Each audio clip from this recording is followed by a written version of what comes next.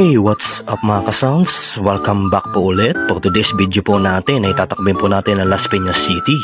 So ito na nga po mga ka-sounds, lahat tayo sa bahay ni Sir dito sa Las Piñas para gawin ng kanyang vintage amplifier. A few moments later. So ito na nga po mga ka-sounds, ang kanyang po mga halos gamit dito ay puro vintage.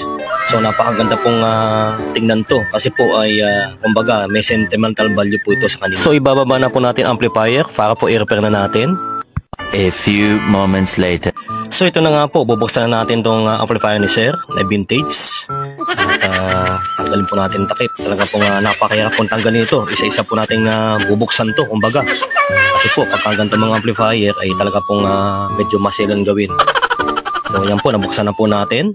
At napakadami po ang likabot. Linisin po muna natin bago natin i-repair. So mayroon po sa 4 na capacitor mga ka-sounds at mayroon sa transformer. Original po ang kanyang transformer mga ka-sounds. So ito po, nalaka tayo sa right channel. Tinanggap po natin ang pinang-amplifier na right channel po. So ang kanyang ginagamit po IC type. So yung po IC ay tatanggalin po natin. At yung po mga pyesa ay isa-isayin po natin kung anong pong problema niya. So ito na nga po, tanggalin natin itong kanyang mainboard sa right channel. Yan po yung pyesa niya. Talaga pong isa-isayin po natin yan mga ka-sounds para po makita natin kung anong trouble niya. So ito po pinaka-IC niya, pinaka-main niya. Wala pa naman po siyang ugong. Ibig sabihin po ay hindi po siya tumutunog. Baka po may mga leak lang o ano man ay atin pong i-check to. So ito na nga po, chinek po natin isa-isa. May nakita po tayo na 2 leak na capacitor. So kailangan po natin palitan ng capacitor para po ay ma-check natin kung talagang aandar na po ang kanyang right channel. So ito na nga po, tinanggal na natin. So ito po mga ka-sounds, ang tinanggal po natin na nasira sa kanya, yan po yung bagong palit. Nilagyan na po natin. Buti na nga po ay buo pa ang IC nito. Dahil po in-actual test natin sa kabilang channel ay umaandar naman po.